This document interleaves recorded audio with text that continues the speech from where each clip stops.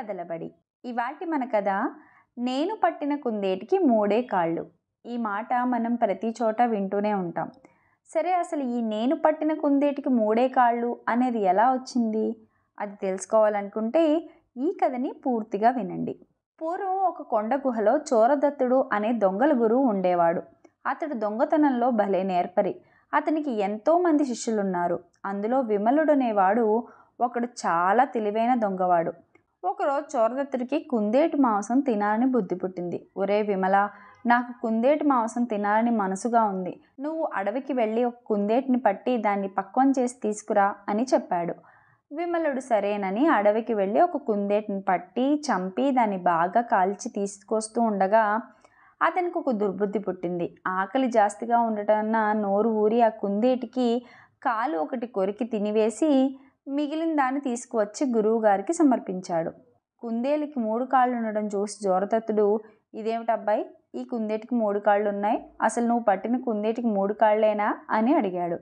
విమలుడు జంకు గొంకు లేకుండా, అవును స్వామి, నేను పట్టిన కుందేటికి 3 కాళ్లే ఉన్నాయి అని సమాధానం ఇచ్చాడు. అయితే చోరదత్తుడు మాత్రం తన శిష్యుడు చేసిన దొంగతనాన్ని దివ్య దృష్టితో గ్రహించాడు. ఆనాటి నుంచి వీడి పని పట్టాలని చోరదత్తుడు తీర్మానించుకున్నాడు. ఒకరోజు చోరదత్తుడు శిష్యుని పిలిచి, ఒరే విమల, నాకు రాజుగారు భోజనం చేసే ఆహారం నువ్వు తెచ్చిపెట్టాలి. ఇదిగో ఈ కాటుకు తీసి కొంచెం కళ్ళ రెప్పలకి రాసుకుంటావంటే ఇక నువ్వు మరెవరి కళ్ళకి కనిపించవు. త్వరగా వెళ్ళి రాజుగారి భోజనం తీసుకురా అని ఆజ్ఞాపించాడు.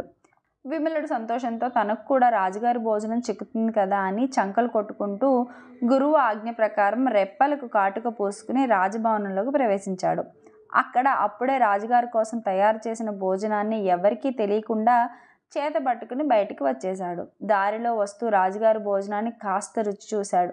భలే రుచిగా ఉండటం వల్ల సగం భాగం తానే తినేసి మిగతా దాన్ని గురువుగారికి సమర్పించాడు.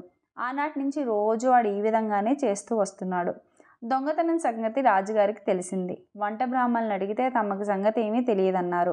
రాజుగారికి కోపం మరింత ఎక్కువై సేవకులను పిలిచి, నా భోజనాన్ని దొంగలిస్తున్న దొంగను ఎవరిని పట్టిస్తారో వాళ్ళకి పెద్ద బహుమానం ఇస్తాను అని దండోరా వేయించాడు. అయితే దొంగను పట్టివ్వడానికి ఎవ్వరూ ముందుకు రాలేదు. చివరికి ఒక రోజున చోరదత్తుడు రాజుగారి దగ్గరికి వెళ్ళి, ప్రభు, ఆ దొంగను నేను పట్టిస్తాను.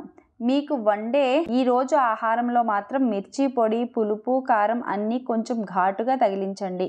ఆ తర్వాత దొంగ సులభంగా చిక్కిపోతాడు అని చెప్పి వెళ్ళిపోయాడు. రాజాజ్ఞ ప్రకారం ఆనాటి వంటకాలన్నీ కారంగానే తయారయ్యాయి. విమలుడు మామూలు ప్రకారం ఆ రోజు కూడా వంటగదిలోకి వెళ్ళి రాజుగారు అన్నం సగం తిని మిగిలిన దాన్ని మూటగట్టే సమయానికి కూరల్లో ఉన్న కారపు ఘాటికి అతని కళ్ళ వెంబడే నీళ్లు ధారలుగా కారాయి.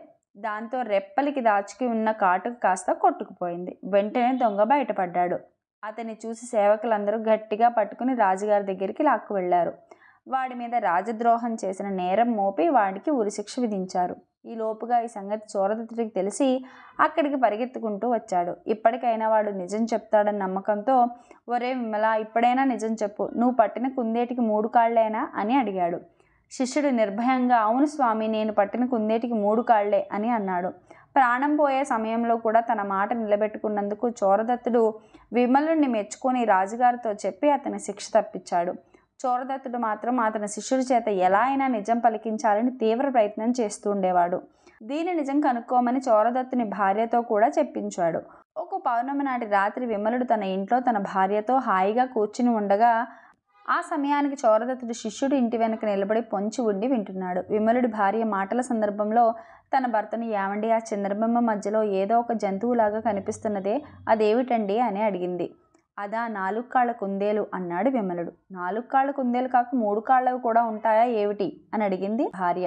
సాధారణంగా అన్ని కుందేళ్లకి 4 కాళ్లే ఉంటాయి, కానీ నేను పట్టిన కుందేలుకి మాత్రం 3 కాళ్ళు అన్నాడు విమలుడు. ఇంటి వెనుక పొంచి ఉండి వింటున్న చోరదత్తుడు శిష్యుడు మాటలు విని ఆశ్చర్యపోయాడు. శిష్యుడు ఎంత కష్టంలో ఉన్నా, ఎంత సంతోషంలో ఉన్నా ఒకటే మాట మీద నిలబడి మాట్లాడుతున్నందుకు సంతోషం వేసింది. తనకు కావాల్సింది ఇటువంటి దొంగ శిష్యుడే కదా అనుకుని శిష్యుడి దగ్గరికి వచ్చి, విమల, మీ సంభాషణ ఇప్పుడే విన్నాను. నువ్వు చాలా సమర్థుడివి. అన్న మాటను ఎప్పుడూ నిలబెట్టుకుంటావు. అసలు దొంగతనానికి మొట్టమొదట నేర్చుకోవాల్సిందే ఇది. కాబట్టి ఇక మీద నువ్వు స్వతంత్రంగా దొంగతనం చేసుకుని సుఖంగా ఉండు అని చెప్పి దీవించి చోరదత్తుడు తన మామూలు గుహలోకి వెళ్ళిపోయాడు. కథ చెప్పిన వాళ్ళకి చాటెడు బంగారం, విన్న వాళ్ళకి వీసెడు బంగారం. ప్లీజ్ డూ సబ్స్క్రైబ్ కదలబడి. నా కథలు కనుక మీకు నచ్చినట్లయితే లైక్ చేయండి, షేర్ చేయండి, అలాగే కథలబడి ఛానల్ని సబ్స్క్రైబ్ చేయండి.